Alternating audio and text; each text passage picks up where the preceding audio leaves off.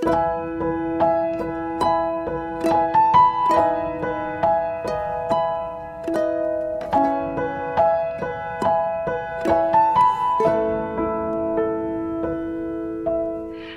Bapak Ibu sekalian, kita akan berdoa terlebih dahulu ya. Kami boleh merasakan hadirat-Mu, Kau yang bertahta di atas pujian setiap kami, anak-anak-Mu, dimanapun kami berada hari ini. Dan kami percaya kehadiran-Mu akan menjadikan segala-galanya menjadi baik. Terima kasih Bapak. Sekarang kami mengundang Allah Roh Kudus, urapi setiap kami dengan hikmat dan pewahyuan dari sorga. Dalam nama Yesus kami sudah berdoa. Haleluya. Amin, amin, amin. Baik Bapak Ibu sekalian semuanya, shalom, shalom, shalom, shalom.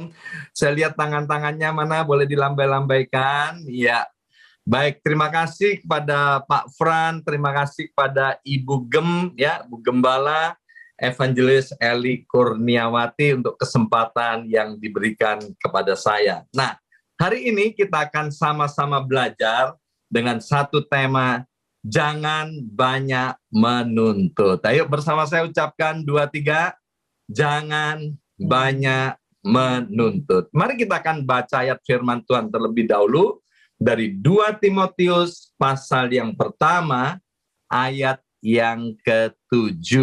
Ya, ayo kita baca dengan suara keras dari tempat kita masing-masing. 2, 3.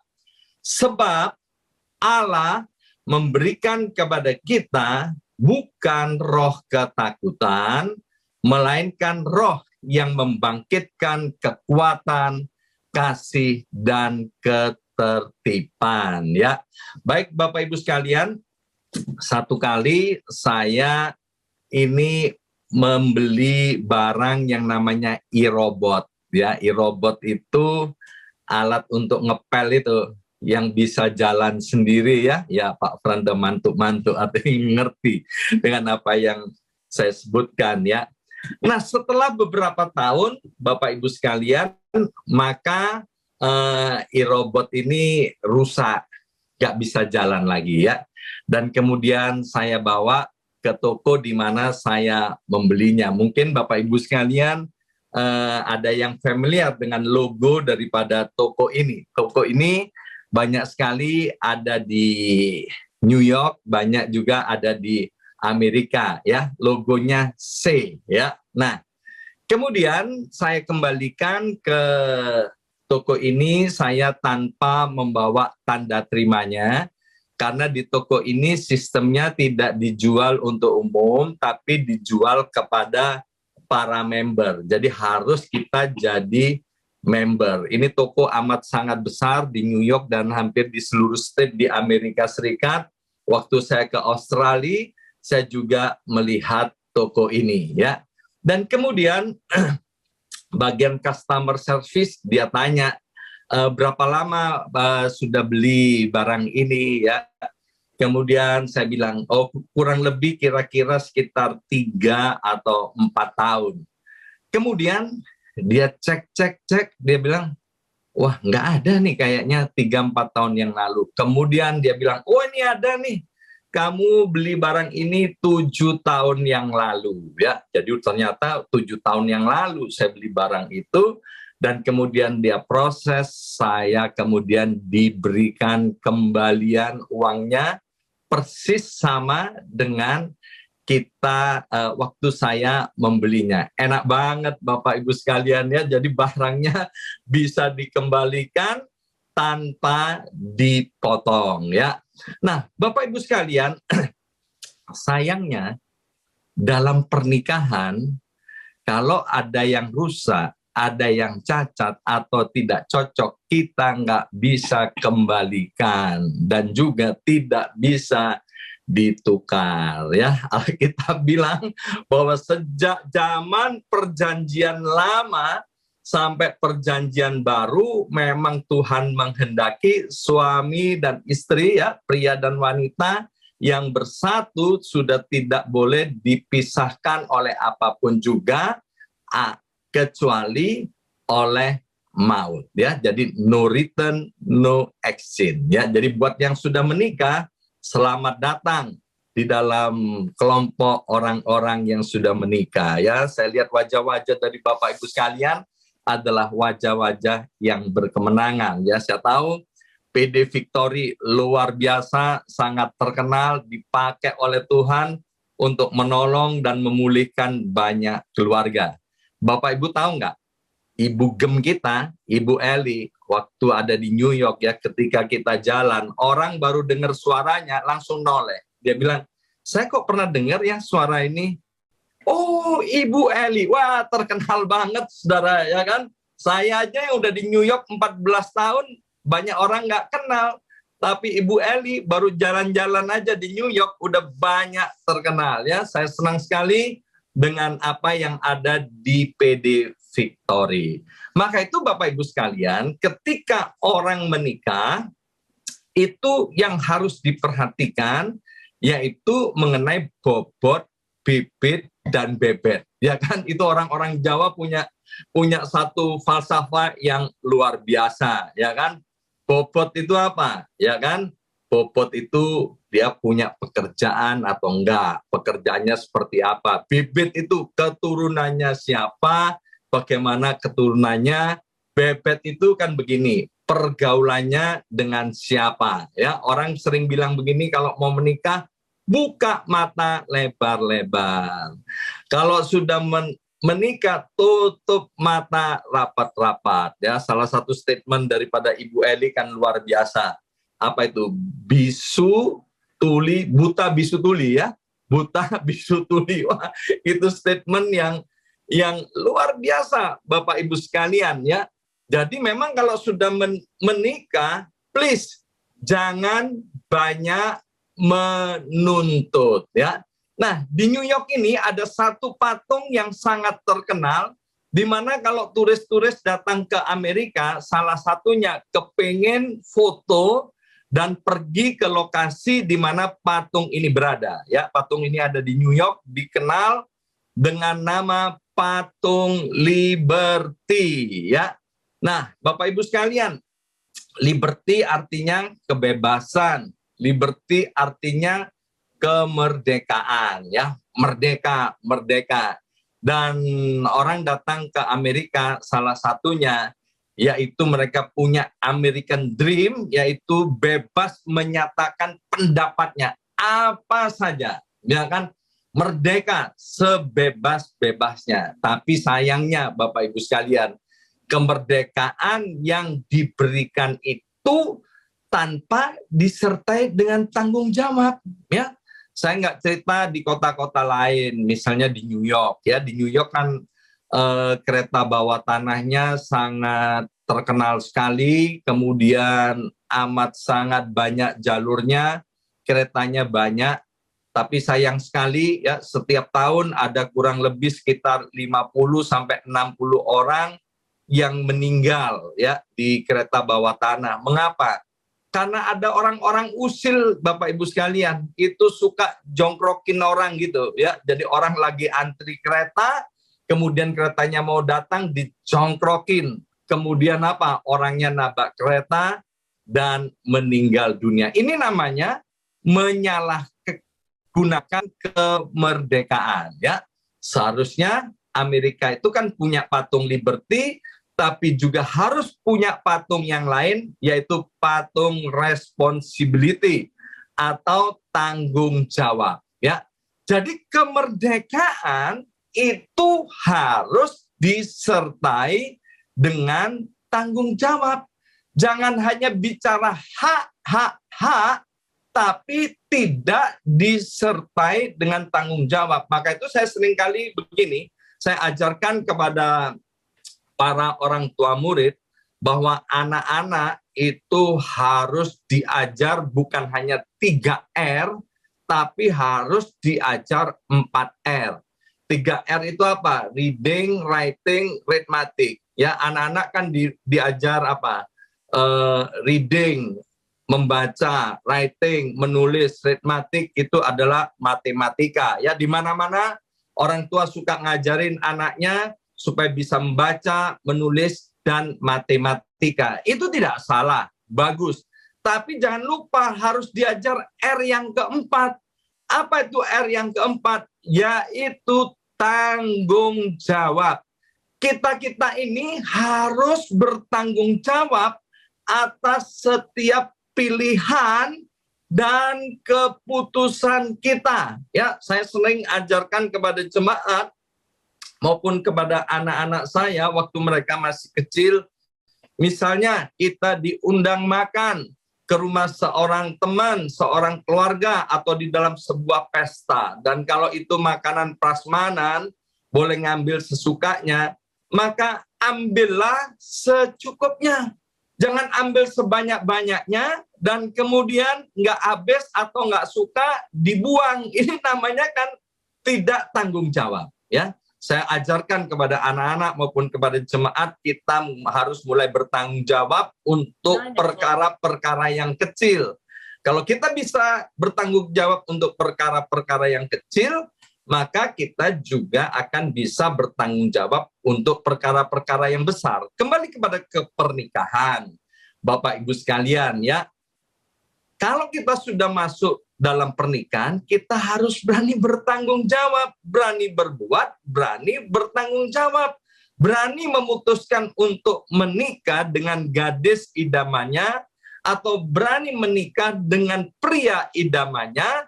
Setelah masuk dalam pernikahan, kita harus berani bertanggung jawab atas keputusan yang kita ambil.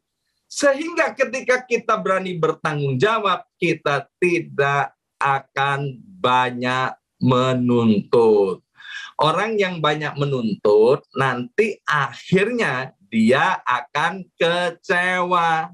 Ya, kalau ini dipelihara terus kekecewaan, mulai kecewa kepada yang kecil-kecil, nanti lama-lama kecewa kepada Tuhan. Ya, ayat yang tadi kita baca itu ditujukan oleh Rasul Paulus, bapak rohani dari Timotius kepada Timotius. Ya, Timotius adalah seorang hamba Tuhan yang masih sangat muda.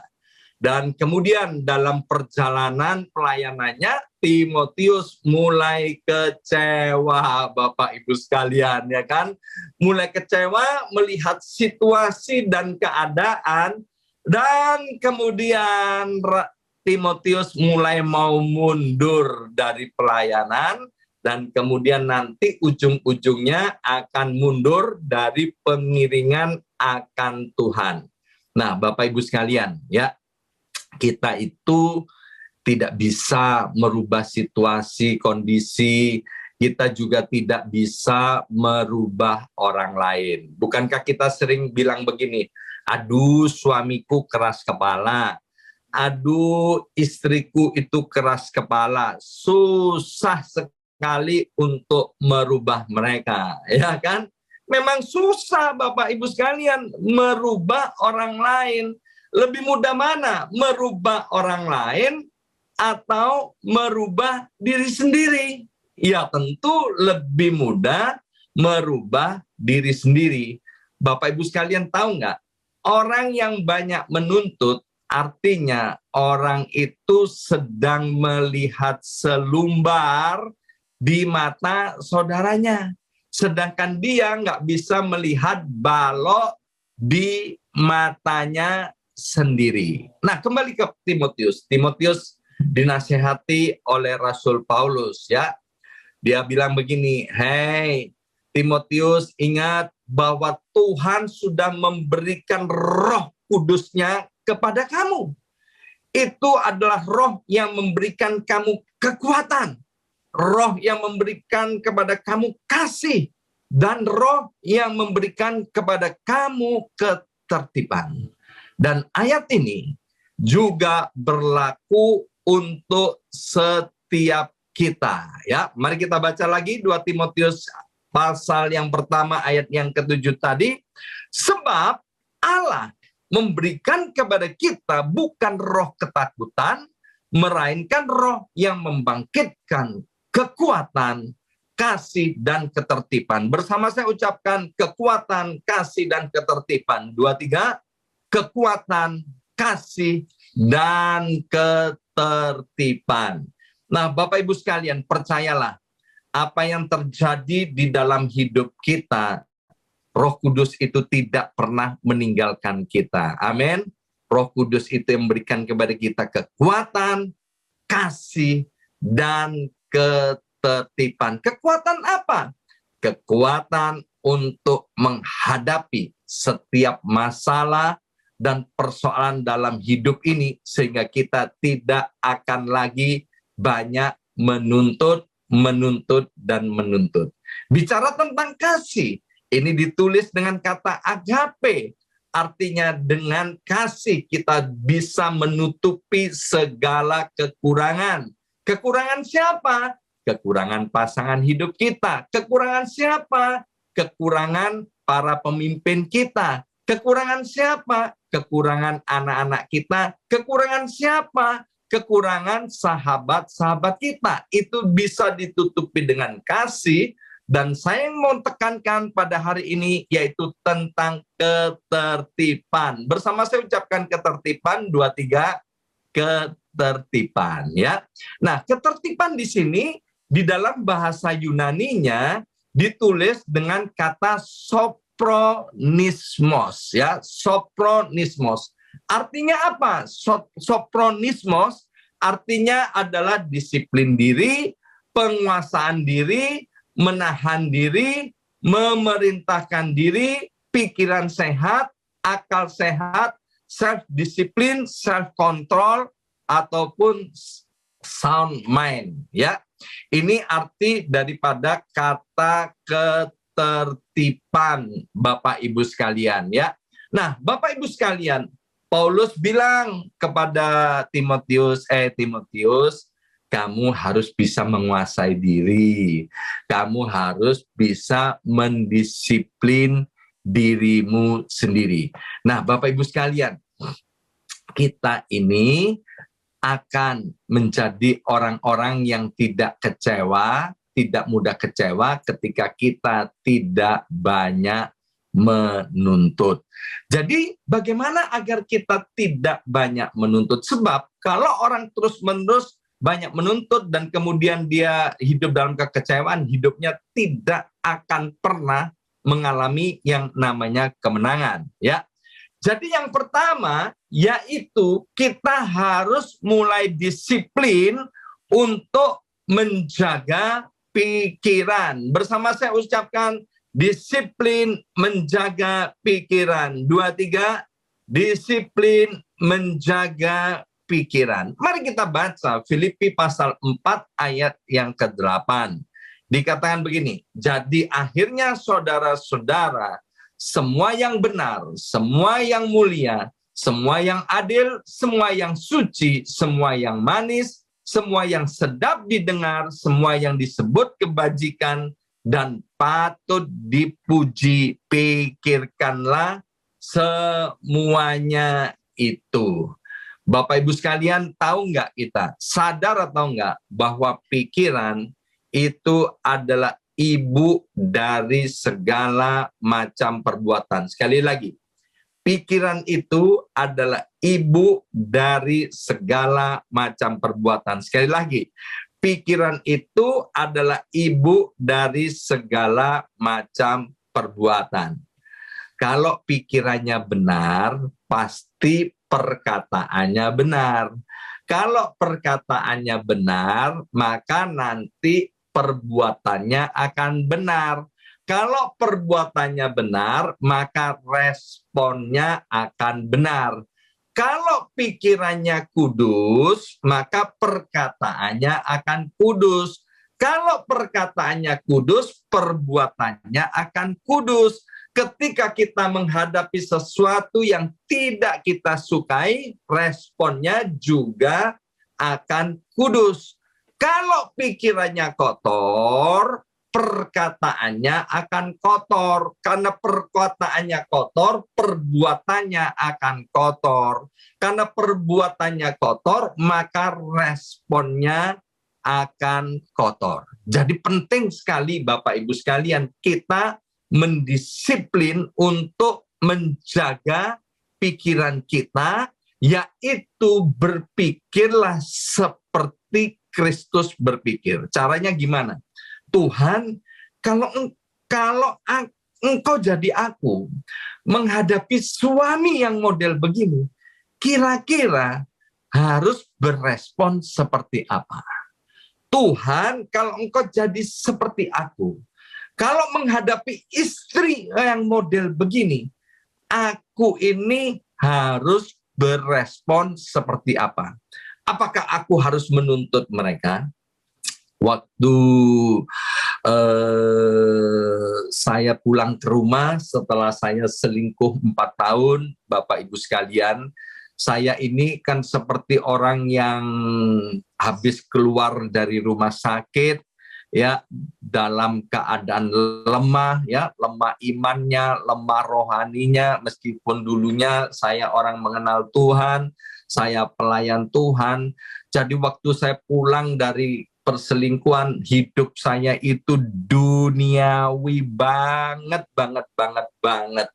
Sampai istri saya sebel, Bapak Ibu sekalian. Dia bilang gini sama Tuhan, Tuhan, ngapain, ya kan, suamiku pulang, ya, wong selama ini aku udah bisa terima kok hidup sendirian, ya, bersama anak-anak, nggak usah pakai suami, udah nggak apa-apa, yang penting aku kan menjaga kekudusan. Tapi sekarang suamiku pulang, bencekno Tuhan, bencekno, saya kasih tahu begini begitu, suamiku pancet ya kan, tetap aja nggak mau berubah. Wah, istri saya mulai menuntut, banyak menuntut. Kamu ini, ya kan, nggak boleh begini, nggak boleh begitu, kamu itu harus begini, harus begitu, belok kiri, belok kanan, maju, stop, lencang kiri, lencang kanan, ya kan, gerak, istirahat di tempat, siap gerak, ya. Itu maunya istri saya. Jadi saya dituntut ini itu.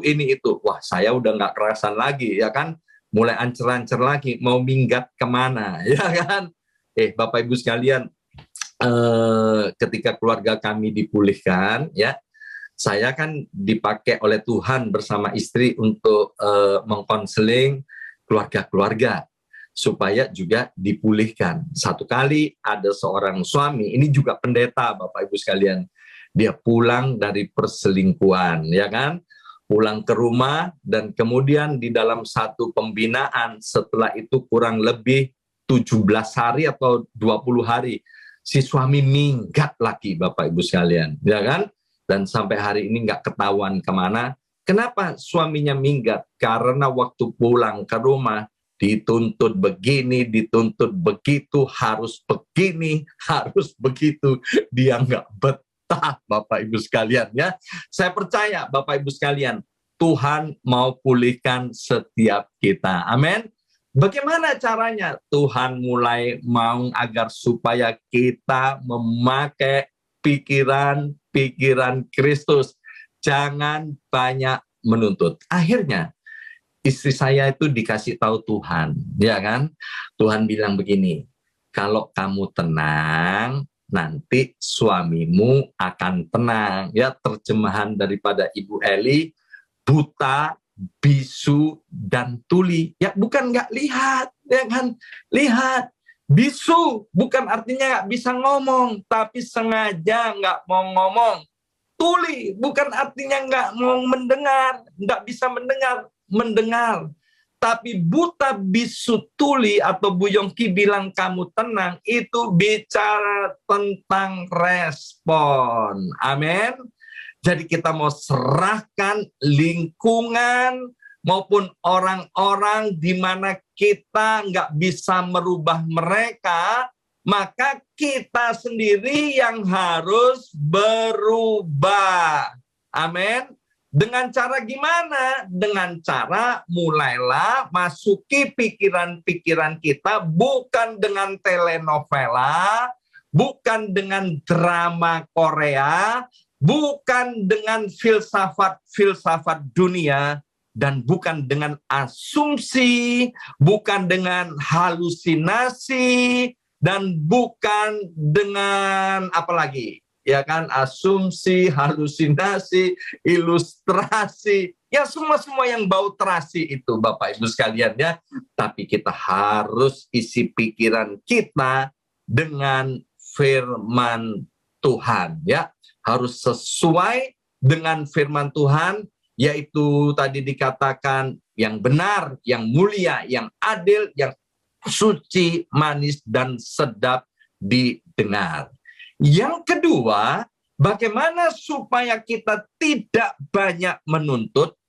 Yang kedua, yaitu kita harus disiplin mendoakan orang dan situasi yang kita tuntut. Ayo baca statement ini bersama-sama 2-3. Disiplin mendoakan orang dan situasi yang kita tuntut. Bapak Ibu sekalian, yang disebut dengan disiplin ini itu adalah seumur hidup. Bersama saya ucapkan seumur hidup. 2-3, seumur hidup. Itu yang disebut disiplin. Dan itu tidak bisa dilakukan oleh anak-anak. Ya. Disiplin dibutuhkan komitmen dan kemauan yang kuat serta konsistensi. Jadi nggak boleh begini, kalau aku suka, aku disiplin. Aku nggak suka, aku nggak disiplin. Itu anak-anak. Ya, anak-anak itu gampang berkomitmen, tapi tidak bisa konsisten. Ya kan? Mama atau papa marah kepada anaknya. Nah, janji ya, kamu nggak boleh nakal lagi. Iya papa, iya mama. Dia punya komitmen Bapak Ibu sekalian. Setelah itu 1 jam lagi, dia nakal Bapak Ibu sekalian. Ya kan? Kenapa? Nggak bisa konsisten. Nah kita nggak boleh begitu. Amin. Bukankah kita semua sudah dewasa secara rohani? Ya, disiplin artinya komitmen dan konsisten seumur hidup. Sebab kalau kita tidak komitmen dan tidak konsisten seumur hidup, nanti kita akan menjadi orang yang gampang atau banyak menuntut ya. Dan yang kedua tadi saya sudah sampaikan bahwa kita harus disiplin mendoakan orang atau situasi yang kita tuntut ya. Yang kita tuntut siapa? Pemerintah. Yang kita tuntut siapa? Bos kita. Siapa yang kita tuntut? Pasangan hidup kita. Siapa yang kita mau tuntut? Orang tua kita kah? Atau anak-anak kita? Ya kan? Nah, kita wajib mendoakan mereka. Mari kita lihat Lukas pasal 18 ayat yang pertama. Lukas 18 ayat yang pertama, Yesus sendiri berkata begini. Yesus mengatakan suatu perumpamaan kepada mereka untuk menegaskan bahwa mereka harus selalu berdoa dengan tidak jemu-jemu. Ya, bayangkan ada tulisannya harus. Setelah itu selalu, ya kan ada kata menegaskan bahwa Yesus menegaskan bahwa kita harus selalu berdoa dengan tidak jemu-jemu. Ya. Pertanyaan, mengapa kita harus selalu berdoa dengan tidak jemu-jemu? Ini kan bicara soal disiplin, ya kan? Sebab Bapak Ibu sekalian, kalau kita tidak menjadi lemah, Tuhan pasti mengabulkan doa kita. Yang setuju katakan? Nah, sekarang kan zaman instan. Kita kepinginnya berdoa, 1 kali berdoa ya, tidak lebih dari 3 menit, seperti masak mie instan itu langsung bisa disantap. Kita kan pengen gitu. Ya kan? Dalam nama Yesus, amin. Kita mau seperti tukang sulap, abrakadabra. Ya kan? Suami kita berubah, orang tua kita berubah, anak-anak kita berubah. No. Kekristenan bukan seperti itu. Tuhan punya waktunya sendiri untuk menjawab doa kita. Dan ingat, Tuhan tidak pernah terlambat dan Tuhan tidak pernah terlalu cepat, tapi Tuhan pasti jawab doa-doa kita tepat pada waktunya. Mengapa kita harus disiplin berdoa? Sebab ketika kita berdoa, kita akan menjadi intim kepada siapa kita berdoa, dan kita akan menjadi intim dengan orang-orang yang kita doakan, ya. Maka kemudian Ibu Yongki sudah bisa berespon dengan baik, dia memakai pikiran-pikiran Kristus dan dia mulai tenang. Karena Ibu Yongki mulai tenang, saya juga mulai betah di rumah, nggak meninggalkan Ibu Yongki. Dan Ibu Yongki mulai mendoakan, ya kan? Dia lihat hal-hal yang bencekno, dia mau tuntut, tapi sekarang enggak, dia disiplin diri mendoakan, ya kan? Mendoakannya juga nggak tumpang tangan di kepala saya, ya kan? Dia bisa aja tumpang tangan di kepala saya, itu namanya doa bisik-bisik, ya kan? Doa nembak. Tuhan berkati ini suamiku yang keras kepala, supaya dia bisa berubah. Tuhan ini suamiku yang kurang ajar. Enggak. Itu namanya nembak. Dia diem-diem, Bapak Ibu sekalian, dia berdoa. Tuhan, aku hadapkan suamiku kepadamu. Nah, demikian juga kita harus mendoakan situasi dan orang-orang yang kita ingin mereka ini berubah. Dan percayalah Bapak Ibu sekalian, kalau Tuhan Yesus bilang supaya kita jangan jemu-jemu berdoa, mari kita mendoakannya. Sampai kapan Pak kami harus berdoa? Sampai jawaban doa itu datang dalam hidupmu. Kalau jawaban itu belum datang, jangan berhenti berdoa, ya. Ibu gembala kita, Ibu Gem, Ibu Eli udah memberi contoh. Berapa tahun beliau menghadapi masalah yang sedang terjadi dalam keluarganya. Tapi Ibu Eli tetap konsisten di dalam Tuhan. Dia tetap disiplin dan tetap berdoa. Maka itu saya bilang kepada Ibu Eli, wow, saya nggak bisa bayangkan satu hari kelak, ya kan, keluarga dan rumah tangga Ibu Eli pasti Tuhan pulihkan dan akan terjadi sesuatu yang dahsyat melalui keluarga dan rumah tangga Ibu Eli, sehingga banyak lagi, lebih banyak lagi jiwa-jiwa atau keluarga-keluarga yang akan ditolong dan dipulihkan, ya. Pertanyaan, mengapa ada orang-orang yang menyebut dirinya Kristen tetapi dia malas berdoa, ya? Dia malas berdoa karena apa? Sudah terbiasa untuk tidak berdoa. Bahkan kadang-kadang makan sudah nggak berdoa. Makanya orang itu malas berdoa. Kemudian mengapa orang itu malas berdoa? Karena dia sudah mulai tidak percaya lagi kepada Tuhan. Mengapa orang malas berdoa? Karena kasihnya kepada Tuhan sudah mulai menjadi tawar. Artinya menjadi suam-suam kuku. Kita nggak boleh, Bapak Ibu sekalian, ya. Kita harus tetap antusias di dalam Tuhan. Terus mencintai Tuhan dengan cinta yang mula-mula.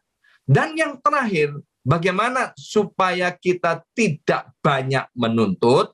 Maka yang ketiga, kita harus disiplin menabur dalam roh. Bersama saya ucapkan, disiplin menabur dalam roh. 2, 3, disiplin menabur dalam roh. Mari kita baca Galatia pasal 6 ayat 7 sampai dengan ayat yang ke-9. Jangan sesat. Allah tidak membiarkan dirinya dipermainkan. Karena apa yang ditabur orang, itu juga yang akan dituainya.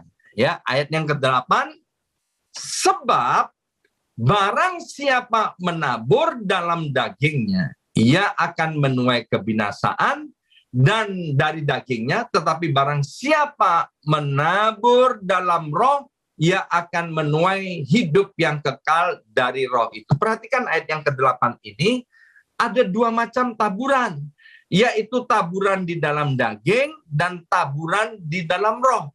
Kalau kita menaburnya di dalam daging, Alkitab dengan jelas kita pasti menuai kebinasaan. Tapi kalau kita menaburnya di dalam roh, ia akan menuai hidup yang kekal. Ayat yang 9. Janganlah kita jemu-jemu berbuat baik. Karena apabila sudah datang waktunya, kita akan menuai jika kita tidak menjadi lemah.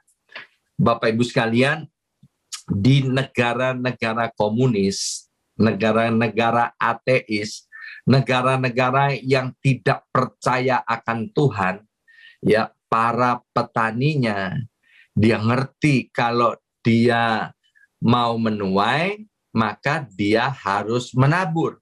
Meskipun dia nggak percaya Tuhan.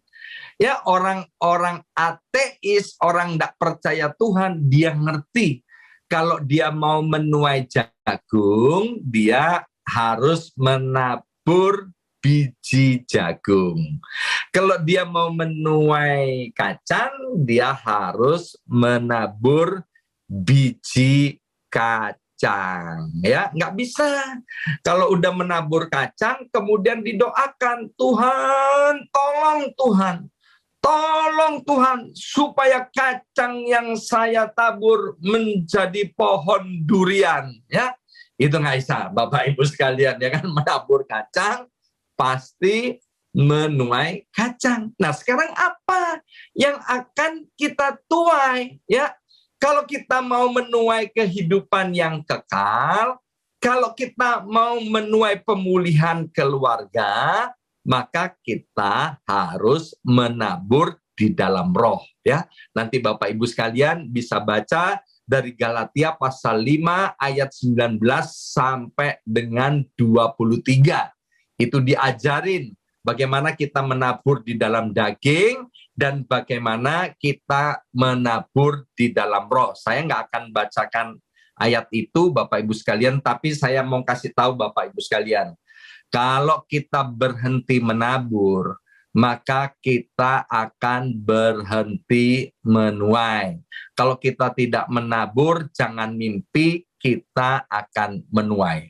Dalam Kejadian pasal 26, itu dikisahkan tentang seorang yang bernama Ishak. Waktu itu terjadi kekeringan, tanah kering di mana-mana, panenan gagal dan terjadi krisis. Tapi Alkitab bilang begini, ketika Ishak menabur di tengah-tengah krisis itu, di tengah-tengah hal yang tidak mungkin, tapi karena Tuhan yang memberkati, sekali lagi, karena Tuhan yang memberkati, maka Ishak menuai 100 kali ganda. Ya, ada tugas kita, yaitu menabur. Dan yang memberi tuaian itu adalah Tuhan. Mungkin hari ini kita diperlakukan dengan tidak adil. Kita diperlakukan dengan tidak hormat. Kita diperlakukan semena-mena. Oleh siapa? Mungkin oleh negara, mungkin oleh pemerintahan, atau mungkin oleh orang-orang yang kita hormati. Tapi mereka semuanya, maaf, bocai, bocengli, maaf, bodoh, ya kan? Mereka bersikap seperti itu kepada kita. Ketika kita menabur kebaikan sama mereka, mereka kayaknya nggak berubah, Bapak Ibu sekalian. Please, jangan berhenti menabur dan jangan melihat respon daripada orang-orang yang kita taburi. Ya, dalam hidup saya, Bapak Ibu sekalian, ya, ada orang-orang yang kurang ajar, ada orang-orang yang tidak tahu diri, ada orang-orang yang nggak ngerti sopan santun, ada orang-orang yang tidak bisa dikasihi. Bapak Ibu sekalian tahu rasanya kita ketemu dengan orang-orang itu. Saya ini rasanya kepingin sekali membalas mereka. Ya, bukan saya nggak bisa membalas, tapi saya memutuskan tidak mau membalas sengaja. Dengan komitmen yang kuat, saya nggak mau membalas orang-orang yang demikian. Tapi saya melakukan apa? Saya tetap menabur yang baik kepada orang-orang yang sebetulnya tidak patut dikasihi, saya mengasihi. Kepada orang-orang yang tidak patut saya hormati, saya tetap berlaku hormat. Kepada orang-orang yang tidak ngerti sopan santun, saya tetap berlaku santun. Ingat Bapak Ibu sekalian, waktu kita menabur, yang untung bukan siapa-siapa, tapi yang untung adalah diri kita sendiri. Maka itu kita harus menabur di dalam roh. Menabur di dalam roh itu apa? Ada di dalam Galatia pasal yang kelima. Ayo kita baca Galatia pasal 5 ayat 22 sampai ayat 23. Ini ayat yang sangat terkenal sekali. Tetapi buah roh ialah kasih, sukacita, damai sejahtera, kesabaran, kemurahan, kebaikan, kesetiaan, kelemah lembutan, penguasaan diri. Tidak ada hukum yang menentang hal-hal itu. Kita harus menabur kasih, kita harus menabur sukacita, kita harus menabur damai sejahtera, kita harus menabur kesabaran, kita harus menabur kemurahan, kebaikan, kesetiaan, kelemah lembutan, dan penguasaan diri. Bapak Ibu sekalian, saya ini mengemudikan mobil di New York, ya. Beberapa kali Bapak Ibu sekalian, saya pernah ditabrak orang dari belakang. Bapak Ibu sekalian, ya. Juga ada kemudian orang nabrak saya dari pinggir, ya, sehingga mobilnya pesok. Bapak Ibu sekalian, sama sekali saya tidak bersalah dalam kecelakaan lalu lintas itu. Dan kemudian apa yang terjadi? Waktu saya ditabrak, saya turun, ya kan? Saya turun, saya lihat mobil saya pesok, dan kemudian mobil yang nabrak juga pesok. Saya tanya, Bapak, gimana? Nggak apa-apa, ta? Nggak apa-apa. Berapa saya harus ganti? Katanya orang yang nabrak itu. Udah, nggak usah ganti, nggak apa-apa, udah. Yang penting Bapak selamat, ya, ini cuma mobil aja yang pesok. Wih, orangnya itu kamsia, saudara, ya kan? Wah, terima kasih Pak. Terima kasih. Itu beberapa kali. Bapak Ibu tahu sekali apa yang terjadi. Ini artinya saya sedang menabur kemurahan. Yesus berkata, barang siapa murah hati, maka mereka akan beroleh kemurahan. Ya kan? Itu kan dalam khotbah Yesus di bukit, ya. Berbahagia orang yang murah hati, karena mereka akan beroleh kemurahan. Satu kali Bapak Ibu sekalian, waktu musim salju, ya, musim salju, ketika saya membawa banyak jemaat di mobil saya, itu saya lalai, Bapak Ibu sekalian, di tengah-tengah salju yang lebat, itu saya lalai, tidak waspada, sehingga mobil saya nabrak mobil di depannya. Pesok, saudara, ya kan, pintunya sampai terbuka itu mobil di depan, dan kemudian saya turun, saya bilang, aduh maaf Pak, maaf. Orangnya marah, Bapak Ibu sekalian, ya kan. Padahal saya udah menabur, sering ngampuni orang, nggak marah. Ini kok marah. Saya bilang, Pak, maaf ya Pak, saya memang salah. Ya kan. Kemudian orang yang marah itu jadi reda. Ya kan. Ya udah, katanya, padahal mobilnya rusak. Ya. Dan dia pergi. Sudah dia jalan pelan-pelan, berhenti lagi dia. Saya kan masih di belakangnya. Turun lagi, marah lagi dia sama saya bilang, iya Pak, saya salah, maaf Pak, maaf. Ya sudah, dan kemudian dia terus pergi. Nah ini Bapak Ibu sekalian, barang siapa menabur kemurahan, dia akan memperoleh kemurahan. Kalau kita menabur pengampunan, maka nanti kita juga waktu berbuat salah juga akan mudah mendapatkan pengampunan dari orang lain. Maka itu bagaimana agar supaya kita tidak banyak menuntut? Yang pertama, kita harus disiplin menjaga pikiran kita, yaitu pergunakan pikiran Kristus. Yang kedua, bagaimana agar kita jangan mudah menuntut, ya, dengan banyak menuntut. Yang kedua, kita harus disiplin mendoakan orang-orang atau situasi yang kita tuntut. Dan yang ketiga, kita harus disiplin menabur di dalam roh. Karena waktu kita menabur, kita pasti menuai apa yang kita tabur. Ingat, kalau kita banyak menuntut, kita akan kecewa, dan kecewa.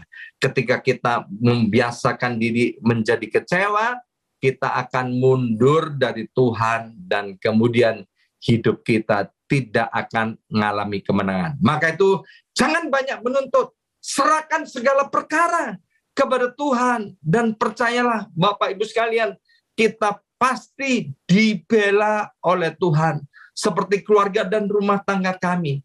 Ketika dimulai yang orang Jawa kan bilang gini, sing waras ngalah. Ya kan, waktu itu saya tidak waras, Bapak Ibu sekalian. Ketika Ibu Yongki mendisiplin dirinya sendiri, berpikir dengan pikiran Kristus sehingga bisa berespon dengan baik, terus mendoakan saya, dan dia tabur yang baik, terus tabur yang baik. Akhirnya keluarga kami dipulihkan, pelayanan dipulihkan, hubungan suami istri dipulihkan, ekonomi dipulihkan, nama baik dipulihkan, dan Tuhan angkat. Kenapa? Karena Tuhan punya rancangan untuk setiap kita, dan rancangan itu adalah supaya keluarga-keluarga kita dipulihkan, hidup kita dipulihkan, hidup kita dipromosikan oleh Tuhan. Amin. Mari kita berdoa. Materaikan setiap benih kebenaran firman Tuhan. Berkati Tuhan jemaat Tuhan yang ada di PD Victory ini. Biarlah Tuhan setiap kami Bapa, buat Tuhan dengan pertolongan daripada Roh Kudus, seperti Timotius ketika mau mendengarkan nasihat daripada Rasul Paulus mentornya ini. Kemudian Timotius bisa mengalami finishing well, finishing strong. Demikian juga setiap kami, anak-anakmu di PD Victory ini akan mengalami kemenangan yang gilang gemilang oleh karena Engkau yang membela kami. Berkati Tuhan Ibu Gem, yaitu Evangelis Eli Kurniawati. Biarlah Tuhan terus pakai hamba-Mu ini dan kemudian keluarga di dalam rumah tangganya terjadi di dalam nama Tuhan Yesus. Berkati Pak Fran, berkati para leader di PD Victory ini. Kami percaya apa yang dikerjakan tidak sia-sia di hadapan Tuhan. Dalam nama Tuhan Yesus kami sudah berdoa. Yang percaya diberkati, bersama-sama katakan, amin, amin, amin.